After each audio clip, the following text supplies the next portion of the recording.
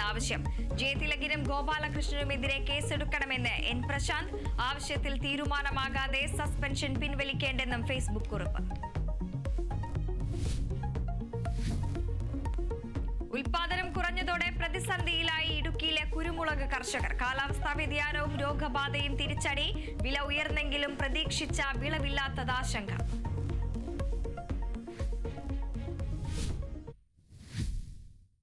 വിശദമായ വാർത്തകളിലേക്കാണ്. വഖഫ് സ്വത്തുകളിൽ തൽസ്ഥിതി തുടരണമെന്ന് ഇടക്കാല ഉത്തരവിട്ട് സുപ്രീം കോടതി. കളക്ടർമാർ ഇടപെട്ട് തൽസ്ഥിതി മാറ്റാൻ പാടില്ല. ഉപയോഗത്തിലിരിക്കുന്ന വഖഫ് സ്വത്ത് ഡീനോട്ടിഫൈ ചെയ്യരുതെന്നും കോടതി. ഹർജി വീണ്ടും പരിഗണിക്കുന്നത് വരെയാണ് ഇടക്കാല ഉത്തരവ്. വിവരങ്ങളുമായി ആതിര ധർമ്മരാജ് ചേരുന്നു. ആതിര, വഖഫ് സ്വത്തുക്കൾ തൽസ്ഥിതി തുടരണമെന്ന് ആണ് ഇപ്പോൾ ഇടക്കാല ഉത്തരവ്, സുപ്രീം കോടതിയുടെ വിധി വന്നിരിക്കുന്നത്. മറ്റെന്തൊക്കെയാണ് ഇടക്കാല ഉത്തരവിൽ പറയുന്നത്? വൃന്ദ, തീർച്ചയായും വഖഫ് നിയമ ഭേദഗതി ബില്ലിൽ കേന്ദ്ര സർക്കാരിന് തിരിച്ചടി എന്ന് തന്നെ പറയേണ്ടിയിരിക്കുന്നു. സുപ്രീം കോടതി ഇത് ഇടക്കാല ഉത്തരവ് ഒരു അടുത്ത വാദം കേൾക്കുന്നവരെ ഈ വിഷയത്തിൽ അല്ലെങ്കിൽ ഈ ഭൂമിയിൽ കേന്ദ്ര സർക്കാരിന് തുടർ നടപടികൾ ചെയ്യരുത് എന്ന കാര്യങ്ങൾ കൃത്യമായി പറഞ്ഞിരിക്കുന്നു എന്നാണ് ഏറ്റവും പ്രധാനപ്പെട്ട ഒരു കാര്യമെന്ന് പറയുന്നത്.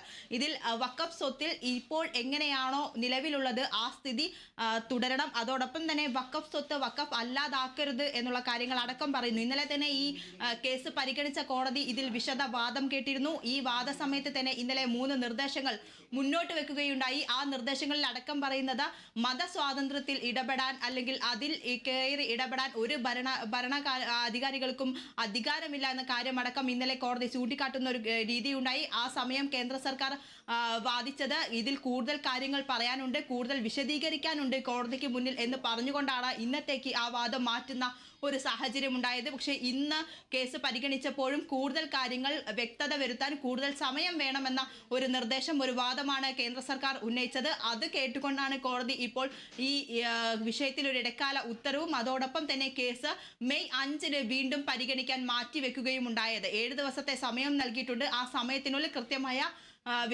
കൃത്യമായ രേഖകൾ ഹാജരാക്കാമെന്നാണ് കേന്ദ്ര സർക്കാർ അറിയിച്ചിട്ടുള്ളത്.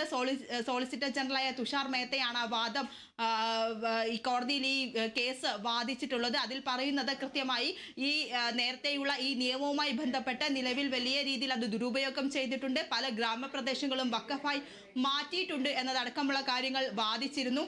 ആ കാര്യങ്ങളിൽ അടക്കം കൃത്യമായ രേഖകൾ ഹാജരാക്കാൻ 7 ദിവസത്തെ സമയം വേണമെന്ന കോടതിയോട് ആവശ്യപ്പെടുകയായിരുന്നു. ആ നിർദ്ദേശം കൂടെ കണക്കിലെടുത്താണ് കോടതി ഇപ്പോൾ ഈ വാദം ഇടക്കാല ഉത്തരവ് പുറപ്പെടുവിച്ചതിന് ശേഷം ഈ കേസ് വീണ്ടും പരിഗണിക്കാൻ മാറ്റിയിട്ടുള്ളത് എന്നാണ് ഏറ്റവും അടിസ്ഥാനപരമായ കാര്യമെന്ന് പറയുന്നത്.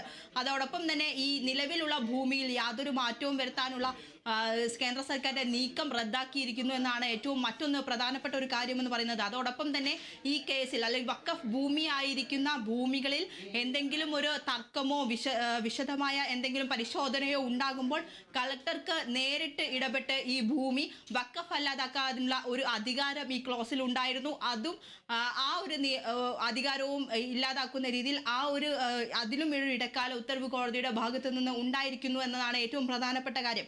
അങ്ങനെ 3 കാര്യങ്ങളിൽ കോടതി കൃത്യമായ കാര്യങ്ങൾ പറഞ്ഞിരിക്കുന്നു. ഒന്ന്, നിലവിൽ എങ്ങനെയാണോ ഈ ഭൂമി ഉള്ളത് ആ ഭൂമി അതുപോലെ ഉണ്ടാകണം എന്നുള്ള ഒന്നാമത്തെ കാര്യം. അതോടൊപ്പം തന്നെ മറ്റൊന്ന് പറഞ്ഞിട്ടുള്ളത് കളക്ടർമാർക്ക് ഈ ഭൂമിയിലുള്ള അവകാശം, അതായത് എന്തെങ്കിലും ഒരു തർക്കം ഈ ഭൂമിയിൽ വന്നു കഴിഞ്ഞാൽ കളക്ടർമാർക്ക് അതിൽ ഇത് വഖഫ് ആക്കാതിരിക്കാനുള്ള ഒരു അവകാശം ഉണ്ടായിരുന്നു. അതിൽ മാറ്റം ഉണ്ടാകരുത് എന്നുള്ളൊരു കാര്യം പറഞ്ഞിരിക്കുന്നു. അതോടൊപ്പം തന്നെ വഖഫ് ബോർഡിലോ അതുപോലെ തന്നെ വഖഫിൻ്റെ ഈ അമുസ്ലിം ആയിട്ടുള്ള ആളുകളെ ഈ വഖഫ് ബോർഡിൽ ഉൾപ്പെടുത്താനുള്ള ഒരു നീക്കം ഉണ്ടാകരുത് എന്നുള്ള കാര്യം കൂടെ കോടതി പറഞ്ഞിരിക്കുന്നു. ഈ 3 കാര്യങ്ങളാണ് ഇന്നലെയും കൃത്യമായി കോടതി മുന്നോട്ട് വെച്ചിട്ടുള്ളത്. ആ കാര്യങ്ങൾ തന്നെയാണ് ഇന്നും കോടതി വ്യക്തമാക്കിയിട്ടുള്ളത്. ഏതായാലും കോടതി ഇതിൽ വിശദവാദം കേൾക്കുമെന്ന് തന്നെയാണ് നമുക്ക് മനസ്സിലായിരിക്കുന്നത്. വഖഫ് അത്രയും വലിയ പ്രതിഷേധത്തോടെ അല്ലെങ്കിൽ അത്രയും വലിയ വാദത്തോടെ കേന്ദ്ര സർക്കാർ നടപ്പിലാക്കിയ ഒരു നിയമമാണ്. പക്ഷേ ആ നിയമത്തിൽ തുടർവാദങ്ങൾ കേൾക്കുക എന്നതാണ് ഇപ്പോൾ കോടതി സമീപിച്ചിരിക്കുന്നത്. അതുകൊണ്ട് തന്നെ നിലവിൽ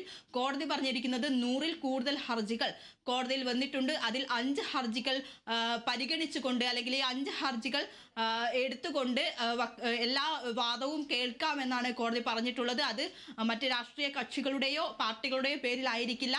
വഖഫ് ഹർജി 1, 2, 3 എന്ന രീതിയിൽ 5 ഹർജികൾ പ്രധാനമായും എടുത്തുകൊണ്ട് കോടതി വിശദമായ വാദം കേൾക്കും. അതിനുശേഷമായിരിക്കും കോടതി മറ്റ് നടപടികളിലേക്ക് കടക്കുക എന്നാണ് അറിയുന്നത്. അതോടൊപ്പം തന്നെ കേന്ദ്ര സർക്കാരിന് കൂടുതൽ സമയം കൂടെ നൽകിയിരിക്കുന്നു. ഒരു ഭാഗത്ത് നിന്ന് നോക്കുമ്പോൾ കേന്ദ്ര സർക്കാരിന് അതൊരു തിരിച്ചടിയാണ്. പക്ഷേ അതോടൊപ്പം കേന്ദ്ര സർക്കാർ തന്നെ ഈ 2 നിർദ്ദേശങ്ങൾ മുന്നോട്ട് വെക്കുകയായിരുന്നു.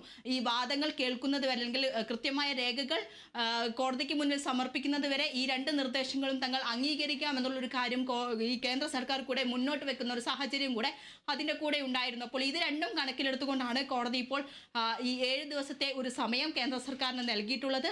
ആ സമയത്തിനുള്ളിൽ വിശദമായ രേഖകൾ അടക്കം കോടതിയിൽ കേന്ദ്ര സർക്കാർ ഹാജരാക്കണം. തുടർന്ന് മെയ് 5 വീണ്ടും കോടതി ഈ കേസ് പരിഗണിക്കും.